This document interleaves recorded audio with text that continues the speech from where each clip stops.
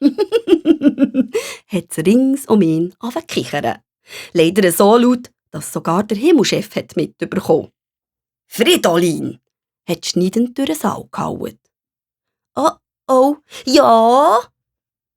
«Hast du uns allen etwas sagen? Oder darf ich weitermachen?»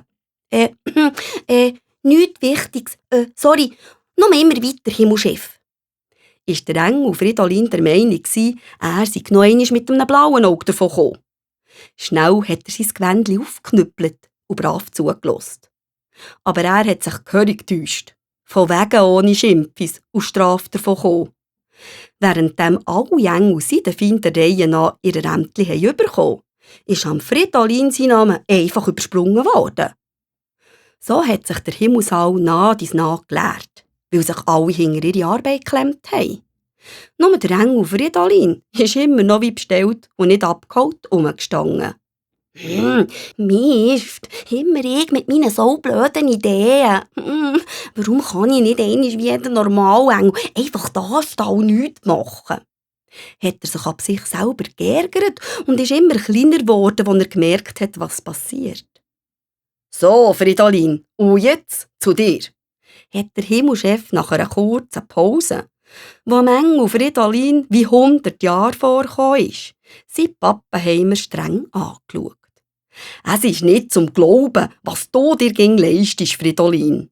Weisst du nicht, dass das ganz, ganz unfreundlich ist, wenn jemand redet und du dazu den Kasper machst?»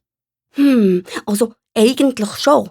Es tut mir auch leid. Also ich mache es nie mehr. Lieber Himmelchef, ehrlich.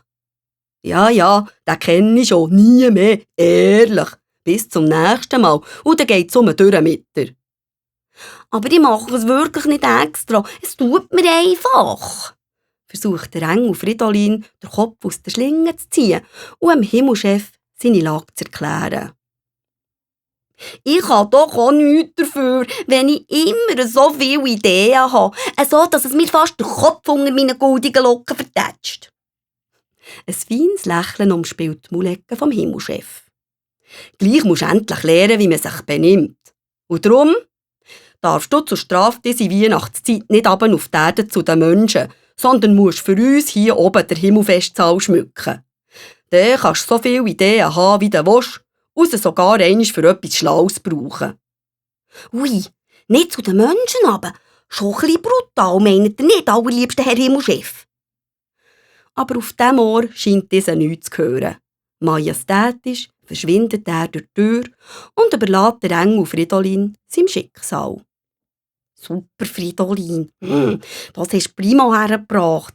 Festsaal schmücken ist das Gleiche wie ein Stubenarrest.